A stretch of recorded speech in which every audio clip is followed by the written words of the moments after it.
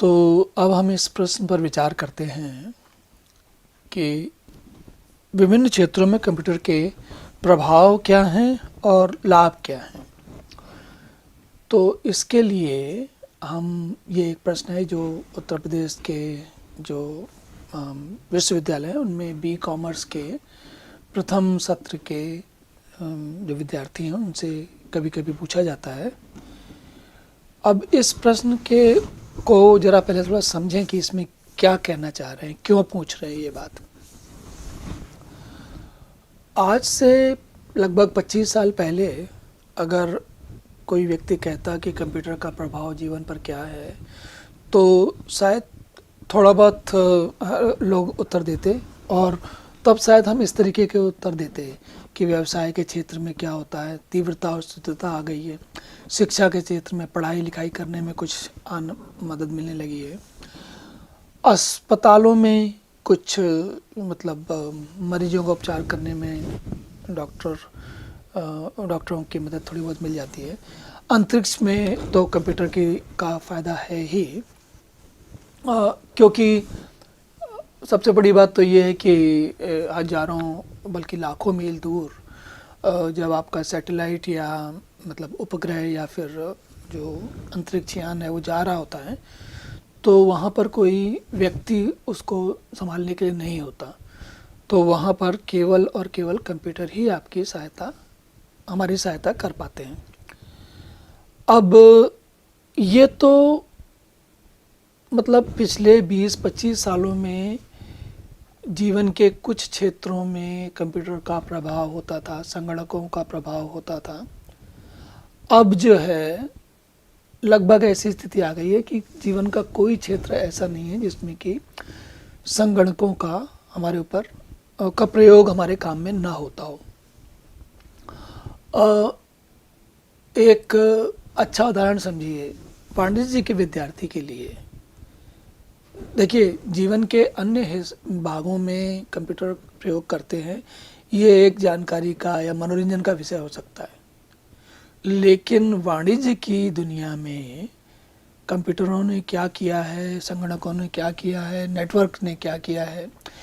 ये वाणिज्य के विद्यार्थी को उसके लिए बड़ा महत्वपूर्ण है। कैसे? देखिए,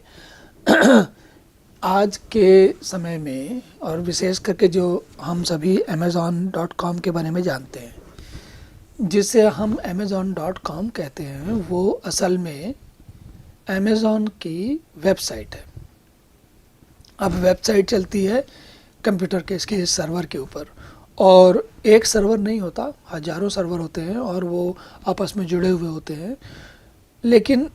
समझने की बात ये है कि जिन जिन क्षेत्रों में, जिन जिन देशों में Amazon अपना व्यापार करती है, वहाँ पर भारत में भी, अमेरिका में भी और यूरोप में भी, या और जो देश होंगे जहाँ पर और भी करते होंगे, और अगर Amazon ना भी करती हो तो बाकी लोग करते हैं, जैसे अलीबाबा चाइना में है।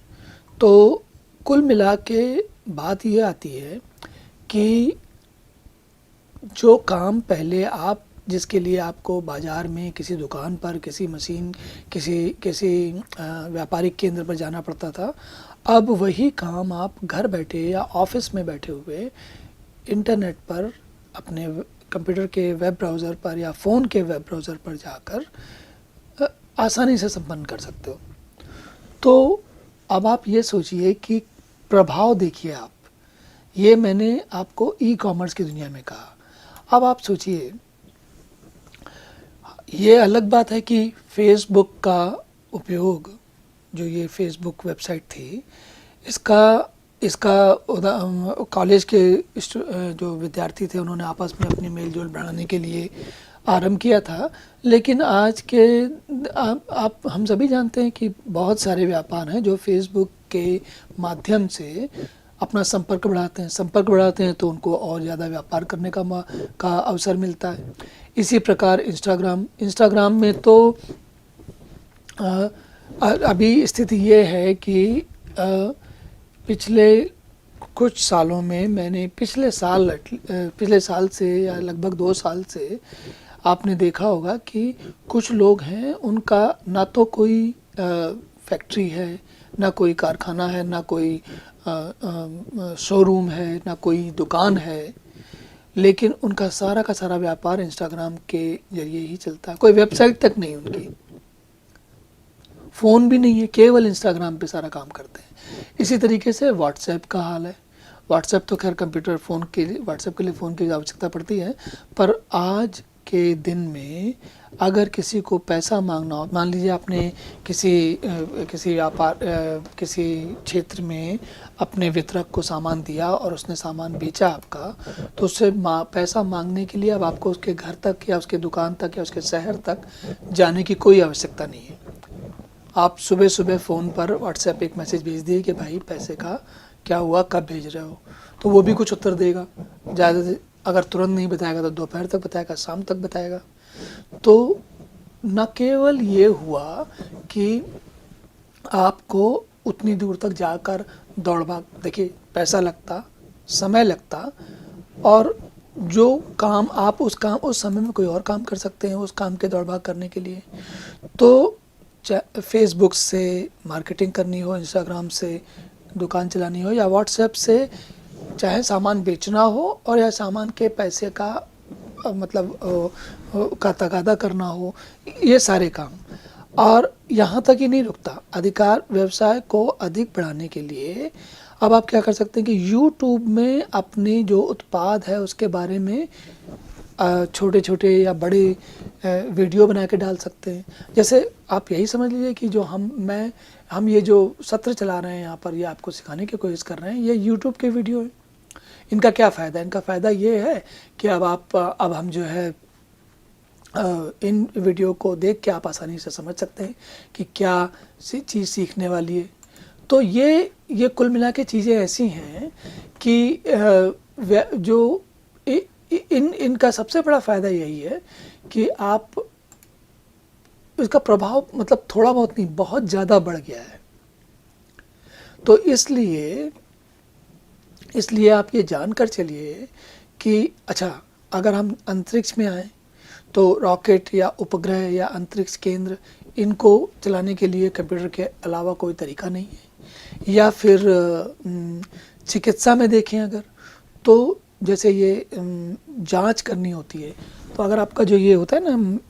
जैसे कि आप एक्सरे करते हैं, या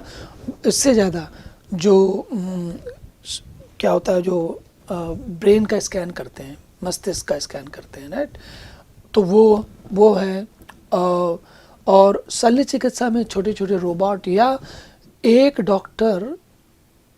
विदेशों में बैठा कोई डॉक्टर भारत में बैठे किसी डॉक्टर को अपने अनुभव से, या भारत में बैठा कोई डॉक्टर विदेशों में बैठे किसी डॉक्टर को अपने अनुभव से सहायता दे सकता है। तो इनकी मतलब प्रभाव और लाभों की गिनती करना मुश्किल हो जाएगा, इतने ज़्यादा इसका लाभ या प्रभाव बढ़ गया है। तो इस निगाह से अब आप ये जैसे वाणिज्य का कोई आप अपना मतलब जो पाठ्यक्रम पढ़ रहे हैं, इसमें आप देखेंगे जगह जगह आपको, अभी तो नहीं, ये तो कंप्यूटर का अनुप्रयोग का ही सब्जेक्ट है, विषय है, लेकिन और विषयों में भी कंप्यूटर का प्रयोग आपको बहुत जगह पे मिलेगा। और धीरे धीरे आपको लगेगा कि ये बड़ा सामान्य सा लगेगा कि भाई जो काम आसानी से कंप्यूटर के माध्यम से किया जा सकता है, उसके लिए आप क्यों मेहनत करना चाहेंगे। तो इसके प्रभाव और लाभों की